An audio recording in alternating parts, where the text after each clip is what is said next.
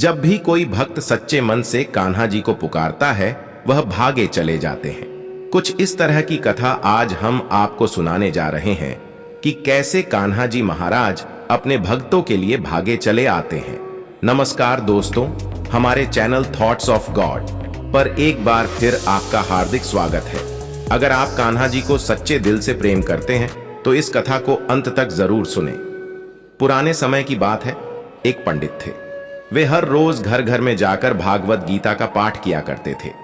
एक दिन पंडित जी भगवत गीता का पाठ करके अपने घर को जा रहे थे।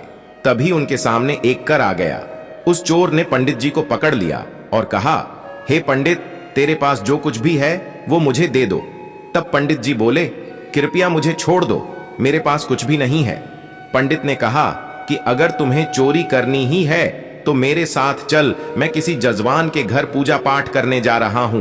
वो बहुत दानी लोग हैं, जब मैं उनका सारा ध्यान अपनी कथा में लगा दूंगा तो तुम उनके घर में जाकर चोरी कर लेना। चोर मान गया। अगले दिन जब पंडित जी जजवान के घर में कथा सुना रहे थे, तब वो चोर भी वहां आ गया। पंडित जी चोर से बोले कि यहां से कहीं मीलों दूर एक गांव है वृंदावन। वहां पर एक जवान लड़का आता है जिसका नाम कान्हा है। उसके शरीर हीरों जवाहरातों से लदा रहता है। अगर तुम लूटना चाहते हो तो उसको लूटो। वो रोज रात को एक पीपल के पेड़ के नीचे आता है और मधुर बांसुरी बजाता है। उस पीपल के पेड़ के पास बहुत सी झाड़ियां हैं, तुम उस झाड़ियों में छुप जाना और जब कान्हा जी आएंगे तो उनसे हीरे जवाहरात लूट लेना। चोर ने यह सुना और खुशी खुशी वहां से चला गया। वो चोर अपने घर आया और अपनी पत्नी से कहने लगा कि आज मैं एक कान्हा नाम के बच्चे को लूटने जा रहा हूं। वह वृंदावन में एक पीपल के नीचे हर रोज रात को आता है। उनके शरीर पर लाखों के हीरे जवाहरात लगे हुए रहते हैं। मैं उसे लूट कर लाऊंगा, लेकिन वृंदावन जहां से बहुत दूर है, इसलिए मुझे रास्ते में बहुत ज्यादा भूख लगेगी। इसलिए तुम मुझे रास्ते में खाने के लिए कुछ बांध कर दे दो। पत्नी ने कुछ सत्तू उसको कपड़े में लपेट कर दे दिया और कहा कि बस यही है जो कुछ भी है। चोर वहां से यह संकल्प लेकर चला कि अब तो मैं उस कान्हा के हीरे जवाहरात लूट के ही आऊंगा। वो पैदल ही टूटे हुए चप्पल में ही वहां से चल पड़ा।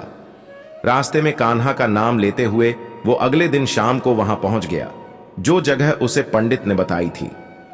अब वहां जाने के बाद वह सोचने लगा कि अगर मैं यहीं पर सामने खड़ा हो गया तो बच्चा मुझे देख कर भाग न जाए, कहीं मेरा यहां पर आना बेकार ना हो जाए। इसलिए उसने सोचा, क्यों ना मैं पास वाली झाड़ियों में ही छुप जाऊं। वह उस झाड़ियों में छुप गया, लेकिन झाड़ियों के कांटे उसे चुभने लगे। उस समय उसके मुंह से एक ही आवाज आई, कान्हा कान्हा। उसका शरीर लहूलुहान हो गया, पर वह मुंह से सिर्फ यही बोलता रहा, कान्हा आ जाओ, कान्हा आ जाओ। अपने भक्त को पीड़ा में देखकर कान्हा जी से रहा न गया। वह उसकी मदद करने के लिए पहले ही वहां से चल पड़ा। तभी रुक्मणी जी बोली कि प्रभु, आप कहां जा रहे हो? वो चोर आपको लूट लेगा।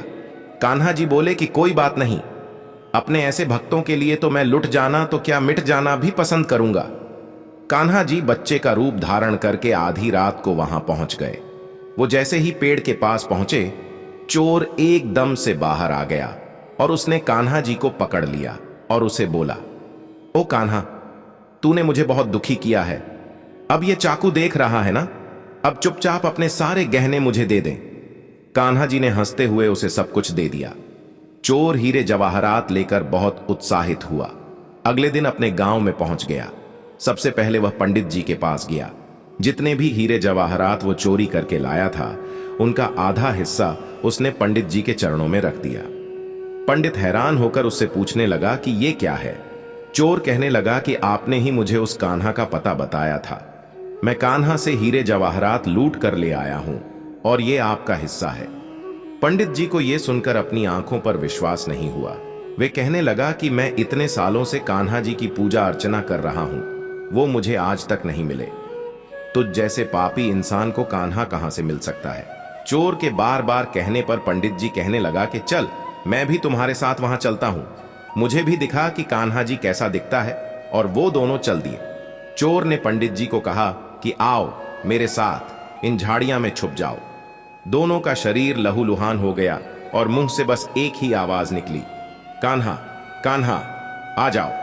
ठीक मध्य रात्रि कान्हा जी बच्चे के रूप धारण करके वहां पर आ गए। दोनों झाड़ियों से बाहर निकल आए।